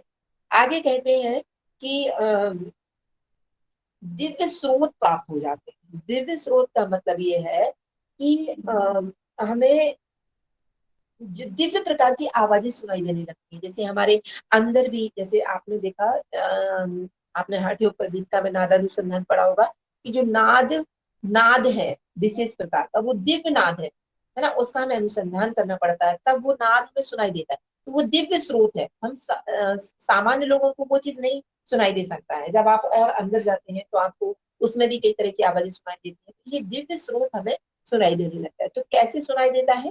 श्रोताकाशयोः संबंध संयमात दिव्य दिव्यम श्रोतम।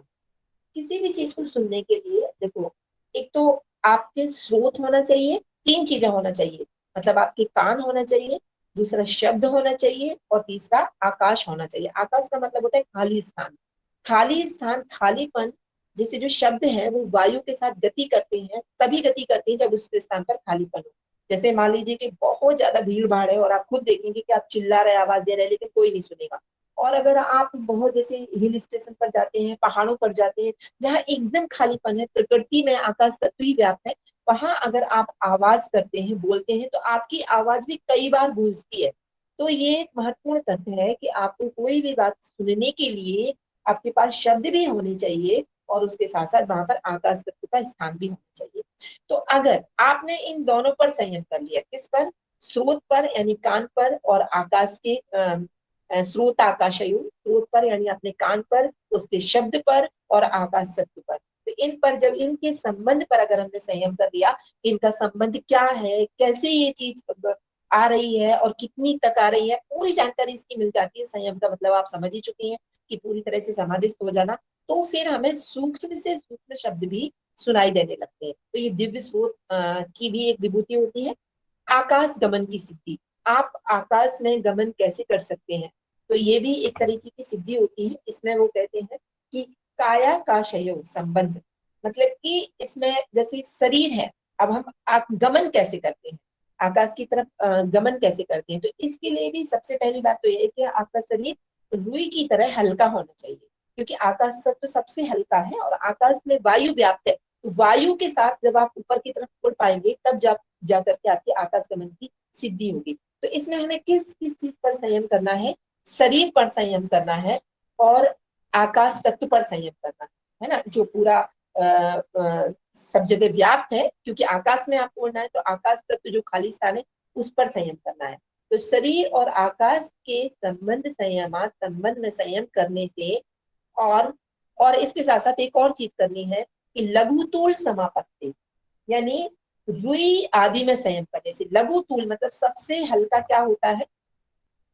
सबसे हल्का कॉटन होता है, रुई होता है, तो उस पर समापत्ति करने से।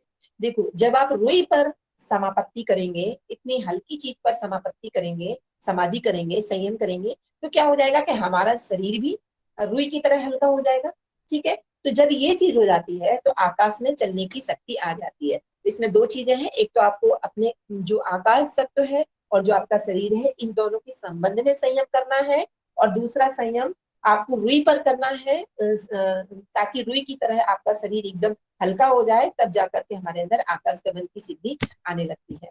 इसके बाद कहते हैं भूत जय। अब देखो, ये भी थोड़ा सा वैसा है। भूत जय मतलब पंच महाभूत। कल हम लोगों ने पढ़ा था, पंच महाभूत के बारे में पढ़ा था ना, कि जब हम संयम समाधि की तरफ बढ़ रहे हैं, तो सबसे पहले जो हम संयम कर रहे हैं पंच महाभूतों पर, तो उसमें हमने देखा था कि सवितर्क और निवितर्क, वितर्कानुगत समाधि के अंतर्गत। तो आपने पूछा था कि सवितर्क में क्या, तो हमने कहा था कि शब्द अर्थ ज्ञान कई तरह की चीजें साथ साथ चलेंगी, क्योंकि उसमें भी बहुत सारी चीजें हैं। तो बहुत सारी चीजें क्या है? जैसे वो कहते हैं कि पृथ्वी, जल, वायु, अग्नि और आकाश, इन पांच महाभूतों की पांच अवस्थाएं होती हैं। कौन कौन सी? ऊपर आप सूत्र में देखेंगे, स्थूल, स्वरूप, सूक्ष्म, अन्वय और अर्थक अवस्था। ये पांच अवस्थाएं होती हैं। तो ये पांच जो अवस्थाएं होती हैं, इन पर हमें संयम करना पड़ता है। जैसे हम इस तरह से समझेंगे, जैसे मान लो हम किसी भी तत्व की बात करें, हमने पंच महाभूतों की बात करी, फिर हमने कहा कि उसकी स्थूल अवस्था। तो स्थूल अवस्था का मतलब क्या है? स्थूल अवस्था की, जैसे आप अपनी इंद्रियों से जिस चीज को देख पा रहे हो, है ना, शब्द स्पर्श रूप रस गंध, इनके विषय में, इनमें जो आप देख पा रहे हैं, इंद्रियों से प्रत्यक्ष कर पा रहे हैं, तो वो इसकी स्थूल अवस्था कहलाएगी, जैसा आप इनको देख पा रहे हैं। इनकी स्वरूप अवस्था क्या कहलाएगी, इनका जो लक्षण है, जैसे अगर हम पृथ्वी तत्व की बात करें यानी मिट्टी की बात करें, तो मिट्टी कोई धर्म ग्रहण कर लेती है, कोई आकार ग्रहण कर लेती है। जल का गुण क्या है, गीलापन, अग्नि का उष्णता प्रकाश, और वायु का अग्नि का उष्णता यानी प्रकाश, वायु का गति करना, है ना, आकाश का अवकाश देना। तो इस तरह से ये इसकी स्वरूप अवस्था कहलाएगी। उसी तरह से इनकी सूक्ष्म अवस्था, अब हम और सूक्ष्म में जाएंगे कि इनकी जो तन्मात्रा है, जैसे पृथ्वी कहाँ से निकली है, अग्नि कहाँ से निकली है, जो हमने वहां पर पीछे पढ़ा था ना, वही तन्मात्रा इनकी सूक्ष्म अवस्था कहलाएगी। अन्वय अवस्था क्या कहलाएगी, कि इन पांचों तत्वों में तीनों गुण व्याप्त हैं, सत्य रज तम, तीनों गुण इसमें व्याप्त है, तो ये इनकी अन्वय अवस्था कहलाएगी। और अर्थ तत्व अवस्था क्या कहलाएगी, कि इन पांचों तत्वों का प्रयोजन क्या है, ये बने क्यों है, इनका उद्देश्य क्या है। तो इनका उद्देश्य, जैसा हमने आपको कल बताया था कि प्रकृति का उद्देश्य क्या है, भोग और अपवर्ग, पुरुष को भोग और अपवर्ग कराना। तो ये सारे, इनमें कितनी सारी चीजें आ गई, हमको केवल पांच तत्व सामने दिखाई दे रहे हैं, लेकिन उन पांच तत्व के अंदर भी कितनी सारी चीजें छिपी हुई है। तो इनके, अगर इन पांचों क्लासिफिकेशन पर अगर हम संयम करते हैं, पृथ्वी पर, जल पर, वायु, अग्नि और आकाश के इन पांचों क्लासिफिकेशन पर, के इनके स्थूल स्वरूप, सूक्ष्म, अन्वय और अर्थ तत्व, इन सभी अवस्थाओं पर अगर हम संयम करते हैं, तो हमें भूत जय की सिद्धि आती है। भूत जय का मतलब क्या होता है, कि ये पंच महाभूत फिर हमारे लिए कोई रुकावट पैदा नहीं करते। रुकावट जैसे कि मान लीजिए अभी क्या है, कि जल तत्व है, आप देख रहे हैं कि कितनी बाढ़ आ रही है, कितना बारिश हो रहा है, तो कोई नहाने जा रहा है, अभी न्यूज में आ रहा था कि कोई सेल्फी ले रहा था, सेल्फी लेते लेते एकदम से लहर आई और उसको बहा करके ले गई। अगर उसके अंदर ये सिद्धि होती तो वो जल तत्व उसके बीच में रुकावट नहीं बनता, वो जल पर भी ऐसे ही चलता, जैसे कि आपके बिस्तर पर लेटा हुआ है, ऐसे जल तत्व पर भी लेटा हुआ चला जाता, है ना। तो ये पंच महाभूतों की जो क्रियाशीलता है, जो उनके कार्य है, वो उसके मार्ग में अवरोध नहीं बनते हैं। पृथ्वी तत्व है, अगर आप पहाड़ों पर उल्टी सीधी जगह पर चल रहे हैं, आपके पैर में पत्थर लग जाता है, कंकड़ लग जाते हैं, मिट्टी फंस, बिना स्लीपर के हम लोग चल ही नहीं सकते हैं, लेकिन उस समय ये पृथ्वी तत्व भी आपके लिए व्यवधान पैदा नहीं करेगी, वो भी आपको ऐसे लगेगी जैसे आप फूलों पर चल रहे हैं। तो ये कई तरह की सिद्धियां हमारे अंदर आने लगती हैं, ये पंच महाभूतों पर हमें विजय प्राप्त हो जाती है। और इसी के साथ साथ जब इन पांच महाभूतों पर विजय प्राप्त हो जाती है, तो हमें अरिमा आदि अष्ट सिद्धियां प्राप्त हो जाती है। ये अरिमा आदि अष्ट सिद्धियां बहुत ही महत्वपूर्ण क्वेश्चन होता है, ये आपके एग्जाम में अलग से भी आ सकता है कि अरिमा आदि अष्ट सिद्धियां कौन कौन सी होती है। तो वो आपको बताना होता है कि अरिमा, जैसे आप हनुमान जी को याद कीजिए कि कभी वो बहुत बड़े बन जाते थे, कभी वो बहुत छोटे हो जाते थे, कभी वो बहुत सूक्ष्म हो जाते थे। तो इस तरह से ये सिद्धियां प्राप्त होती हैं। जैसे अणिमा, अणिमा का मतलब होता है अणु के समान सूक्ष्म रूप धारण करने का, है ना। तो जैसे कि आपको पता है कि हनुमान जी ने जब सुरसा के मुंह में जाना था, तो छोटा सा रूप धारण कर लिया था, तो ये अणिमा सिद्धि है। लघिमा मतलब शरीर को हल्का कर देना, एकदम भारहीन हो जाना। तो जब आपका शरीर हल्का हो जाएगा, तो जैसे मैंने बताया ना कि आप जल में चल रहे हैं, कांटों पे चल रहे हैं, कहीं भी चल रहे हैं, कोई उसमें जो पंच महाभूत की बाधाएं हैं वो आपको बाधा पैदा कर ही नहीं सकेंगे। तो लघिमा, महिमा मतलब शरीर को एकदम बड़ा कर लेना, गरिमा शरीर को भारी कर लेना। जैसे कि एक एक स्टोरी में नहीं आता है कि हनुमान जी ने भीमसेन के मार्ग में रुकावट डालते समय किया था।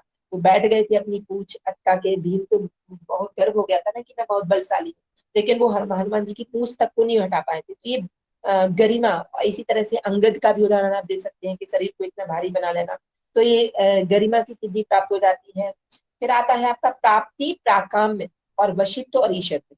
तो ये सभी भी एक दूसरे से मिलते जुलते हैं। जैसे प्राप्ति मतलब होता है, प्राप्ति नामक सिद्धि प्राप्त होती है, जिसकी प्राप्ति होने पर योगी पृथ्वी पर स्थित हुआ भी अंगुली के अग्रभाग से समान चंद्रमा का भी स्पर्श कर सकता है। मतलब कि आप जो चाहे वो कर सकते हैं। आप यहाँ पर बैठे हैं, आप कहेंगे कि मेरी उंगली इतनी बड़ी हो जाए कि मैं चंद्रमा को छू लूं, तो छू सकते हैं। तो ये प्राप्ति है।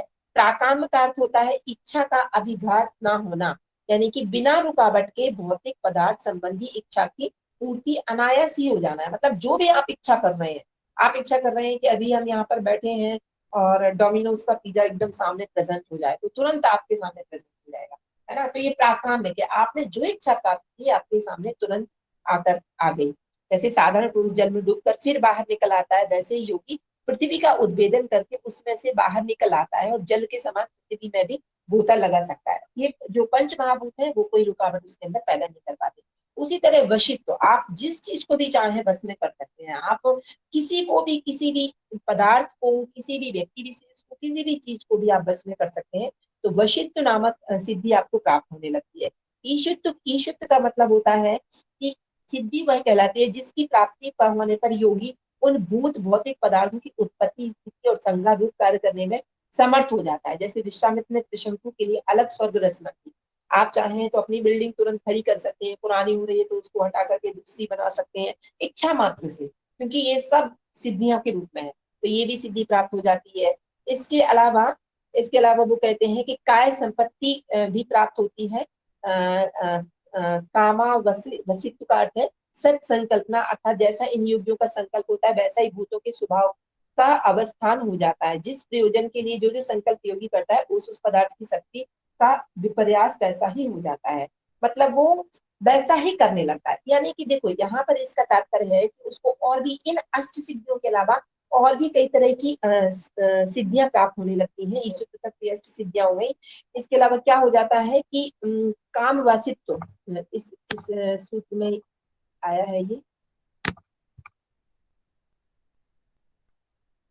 अष्ट सिद्धियों का सूत्र, शायद मैंने नहीं लिया है ये आपको।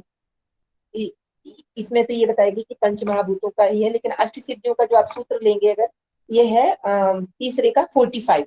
मैंने शायद इसका स्क्रीन नहीं ले पाई, तो उसमें है। तो उसमें ये बताया गया है कि ये 8 प्रकार की जो सिद्धियां हैं, उसके बाद काय संपत्ति की प्राप्ति हो जाती है और उन भूतों के धर्मों में बाधा नहीं होती है। 3 प्रकार की सिद्धि होती है। तो काय संपत्ति की प्राप्ति का तात्पर्य है कि वो व्यक्ति चाहे तो जो भी कर सकता है। जैसे कि मान लीजिए आपके अंदर ये सिद्धि प्राप्त हो जाती है कि जैसे आपने ये चीज देखा था ना कि कहते हैं कि मीरा को जहर दिया गया था तो वो अमृत बन गया था। तो वो अपनी सिद्धि से किसी की काय में प्रवेश करने वाली किसी भी चीज को डाइवर्ट कर सकता है। उस पदार्थ को नहीं बदलेगा, जैसे जहर को अमृत नहीं बना देगा, लेकिन जब वो जहर पिएगे तो उसका प्रभाव अमृत की तरह होने लगेगा, अमृत का प्रभाव जहर की तरह होने लगेगा। ऐसे कई उदाहरण आपने सीरियल्स में देखे हैं, तो वो उस तरह से आप समझ सकते हैं। तो अष्ट सिद्धियां प्राप्त हो जाती हैं और काय की संपत्ति प्राप्त होने लगती है। काय संपत्ति की काय संपत्ति में ये भी चीज बताई गई है, रूप, लावण्य, बल, वज्र के समान, मतलब आपका जो रूप है वो प्राप्त होने लगता है। आप एकदम कांतिवान लगने लगते हैं, एकदम बॉडी आपकी ग्लो करने लगती है, बलवान हो जाता है, ताकत आ जाती है बहुत ज्यादा, और वज्र के समान शरीर हो जाता है। तो ये शरीर की संपत्तियां प्राप्त हो जाती है, काय संपत्ति जिसको बोला गया है। और अभिघाता भाव, अभिघाता भाव का मतलब है कि कोई भी ये पंच महाभूत उसको अभिघात नहीं कर सकते। ठीक है। उसी तरह से इंद्रिय की बात कही गई है, तो ये भी आप देख लेना। जो पंच महाभूतों के जो 5 चीजों पर हमने संयम किया, उसी तरह से इंद्रियों की इन 5 चीजों पर भी संयम किया जाता है। ग्रहण, स्वरूप, अस्मिता, अनभय और अर्थ तत्व। तो ये भी वैसे ही है जैसे वहां पर था कि एक उसकी स्वरूप अवस्था है, एक उसकी स्थूल अवस्था है। तो उस आधार पर जब हम इन पर संयम करते हैं तो इंद्रियों पूरी तरह से हमारा मनोजयत्व हो जाता है। मतलब मन पर हमारा पूरा नियंत्रण हो जाता है। इंद्रियों पर संयम करने से मन पर, इंद्रियों सहित मन पर पूरा नियंत्रण हो जाता है। और विकर्ण भाव, यानी कि शरीर की अपेक्षा के बिना ही इंद्रियों का गति युक्त होना। इंद्रियां शरीर की अपेक्षा के बिना, आप यहाँ पर बैठे हुए हैं और आपने कहा कि हमारा, जैसे हम लोगों ने पढ़ा था ना कि चित्त पर चित्त में पर काया प्रवेश, तो आपका चित्त निकल करके, आपका मन निकल करके दूसरी जगह पहुंच जाएगा। इस तरीके के इसमें सिद्धियां प्राप्त होती है। तो ये कुछ सिद्धियां मैंने इसमें बताई हैं कि संयम क्या होता है और विभूतियां क्या होती हैं और सिद्धियां क्या होती हैं। तो इसमें कुछ सिद्धियां मैंने आपको इसमें बताई हैं, डिस्कस की है। इनको आप तैयार कर सकते हैं। और बाकी पातंजलि उपदर्शन की जो बुक आती है उसमें भी आपको काफी सिद्धियां मिल जाएंगी।